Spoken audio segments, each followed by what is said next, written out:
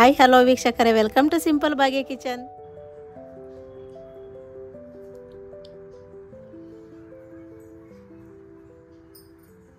ಕಡಲೆಪುರಿ ಒಗ್ಗರಣೆ ಮಾಡೋದಕ್ಕೋಸ್ಕರ ನಾನೊಂದು ಬಾಣಲಿ ಇಟ್ಟಿದ್ದೀನಿ. ಸ್ಟವ್ ಮೇಲೆ ಬಾಣಲಿ ಬಿಸಿಯಾಗಿದೆ. ಸ್ವಲ್ಪ ಎಣ್ಣೆ ಹಾಕ್ತೀನಿ. ಜಾಸ್ತಿ ಏನು ಬೇಡ, ಒಂದು 4 ರಿಂದ 5 ಟೀ ಸ್ಪೂನ್ ಎಣ್ಣೆ ಹಾಕಿದರೆ ಸಾಕಾಗುತ್ತೆ. ಎಣ್ಣೆ ಬಿಸಿಯಾಗಿದೆ. ನಾನು 1 ಬೌಲಷ್ಟು ಕಡಲೆ ಬೀಜ ತಗೊಂಡಿದ್ದೀನಿ. ಎಣ್ಣೆ ಒಳಗೆ ಹಾಕ್ತೀನಿ. ಚೆನ್ನಾಗಿ ಎಲ್ಲ ಫ್ರೈ ಆಗಲಿ ಕಡಲೆ ಬೀಜ. ನೀವು ಎಷ್ಟು ಬೇಕಾದ್ರೆ ತಗೋಬೋದು, ಅಷ್ಟೇ ತಗೋಬೇಕು ಇಷ್ಟೇ ತಗೋಬೇಕಂತೇನಿಲ್ಲ, ಕ್ವಾಂಟಿಟಿ ಏನು ಇಲ್ಲ ಇದಕ್ಕೆ. ನಮ್ಗೆ ಎಷ್ಟು ಬೇಕು ಅಷ್ಟು ಹಾಕೊಂಡು ಮಾಡಿಕೊಂಡ್ರೆ ಆಗುತ್ತೆ. ನಾನು 1 ಬೌಲಷ್ಟು ಹಾಕಿ ಮಾಡ್ತಾಯಿದ್ದೀನಿ. ಕಡಲೆ ಬೀಜ ಒಂದು 50% ಅಷ್ಟು ಫ್ರೈ ಆಗಿದೆ. ಈಗ ನಾನು ಬೆಳ್ಳುಳ್ಳಿ ತಗೊಂಡಿದ್ದೆ. 1 ಗೆಡ್ಡೆ ಬೆಳ್ಳುಳ್ಳಿನ ಸುಲ್ಲು ಜಜ್ಜಿಟ್ಕೊಂಡಿದ್ದೆ. ಆ ಬೆಳ್ಳುಳ್ಳಿ ಹಾಕ್ತಾಯಿದ್ದೀನಿ. ಬೆಳ್ಳುಳ್ಳಿನ ಅಷ್ಟೇ ಚೆನ್ನಾಗಿ ಫ್ರೈ ಆಗಲಿ. ಬೆಳ್ಳುಳ್ಳಿ ಫ್ರೈ ಆಗ್ತಾ ಇದೆ. ಈಗ ನಾನು ಒಂದು ಅರ್ಧ ಹೋಳಷ್ಟು ಕೊಬ್ಬರಿ ತಗೊಂಡು ಸಣ್ಣದಾಗಿ ಹಚ್ಚಿಟ್ಕೊಂಡಿದ್ದೆ ಉದ್ದಕ್ಕೆ, ಅದನ್ನು ಹಾಕ್ತಾ ಇದ್ದೀನಿ. ನೀವು ಎಷ್ಟು ಬೇಕಾದ್ರೆ ಹಾಕ್ಕೊಳ್ಳಿ, ಯಾವುದೇ ಇಷ್ಟೇ ಹಾಕ್ಬೇಕು ಅಷ್ಟೇ ಹಾಕ್ಬೇಕಂತ ಏನಿಲ್ಲ. ನೋಡ್ಕೊಂಡು ನೀವು ಎಷ್ಟು ಮಾಡ್ತೀರಾ, ಪೂರಿ ಎಷ್ಟು ಹಾಕ್ಕೊಂಡಿರ್ತೀರ ಅದ್ರ ಮೇಲೆ ನೋಡ್ಕೊಂಡು ಹಾಕ್ಕೊಳ್ಳಿ.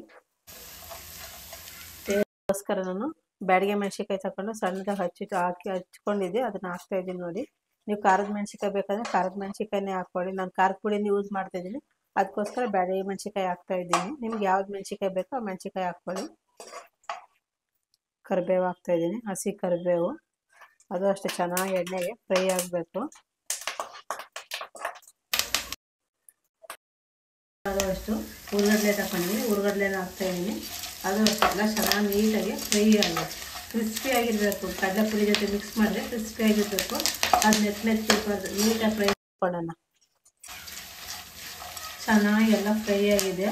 ಇದು ಸಿಹಿಬಾರ್ದು, ಕಡಲೆ ಬೀಜ ಆಗಲಿ ಕೊಬ್ಬರಿ ಆಗಲಿ ಯಾವುದು ಸಿಹಿಬಾರ್ದು. ಆ ಥರ ಫ್ರೈ ಮಾಡ್ಕೊಳ್ಳಿ, ತುಂಬ ಚೆನ್ನಾಗಿರುತ್ತೆ. ನೋಡಿ, ಯಾವುದು ಸಿಹಿದಿಲ್ಲ. ಈಗ ಇದನ್ನೆಲ್ಲನೂ ಒಂದು ಪ್ಲೇಟ್ಗೆ ಸರ್ವ್ ಮಾಡೋಣ.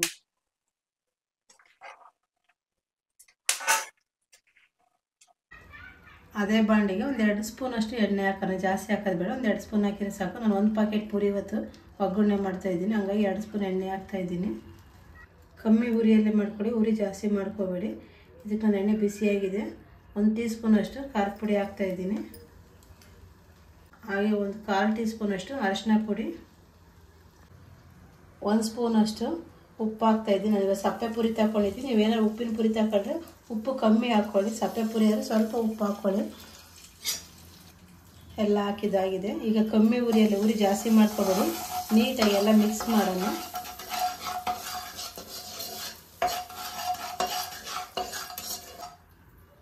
ಎಲ್ಲ ನೀಟಾಗಿ ಮಿಕ್ಸ್ ಆಗಿದೆ. ಈಗ ಇದಕ್ಕೆ ನಾನು ತಗೊಂಡಂಥ ಸಪ್ಪೆ ಪುರಿ ಏನು ತಗೊಂಡಿದ್ದೆ 1 ಪ್ಯಾಕೆಟ್, ಅದನ್ನು ನೀಟಾಗಿ ಸೋಸಿಟ್ಕೊಂಡಿದ್ದೆ. ಆ ಪುರಿ ಹಾಕ್ತಾಯಿದ್ದೀನಿ. ನೋಡಿ, ಸ್ವಲ್ಪ ಸ್ವಲ್ಪ ಹಾಕೊಂಡ್ರೆ ನೀಟಾಗಿ ಮಿಕ್ಸ್ ಮಾಡ್ಕೊಳ್ಳಿ. ಎಲ್ಲ ಒಂದೇ ಸಲ ಹಾಕಕ್ಕೆ ಹೋಗ್ಬೇಡಿ, ಚೆಲ್ಬಿಡುತ್ತೆ. ಸ್ವಲ್ಪ ಆದಮೇಲೆ ಸ್ವಲ್ಪ ಹಾಕ್ಕೊಂಡು ನೀಟಾಗಿ ಮಿಕ್ಸ್ ಮಾಡ್ಕೊಳ್ಳಿ.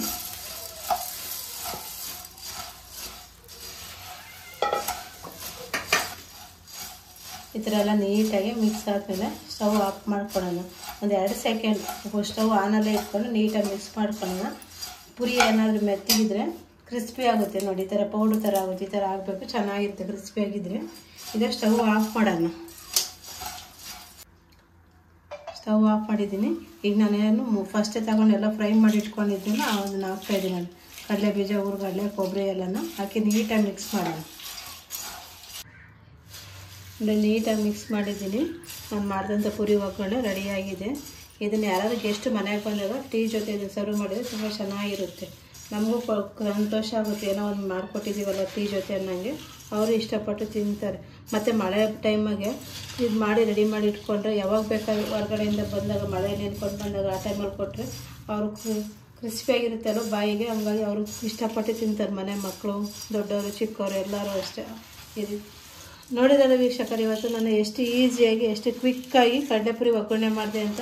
ನೀವು ಇದೇ ರೀತಿ ಒಮ್ಮೆ ಟ್ರೈ ಮಾಡಿ, ಹೇಗೆ ಬಂದಿದೆ ಅಂತ ಕಮೆಂಟ್ ಬಾಕ್ಸಲ್ಲಿ ಕಮೆಂಟ್ ಹಾಕಿ.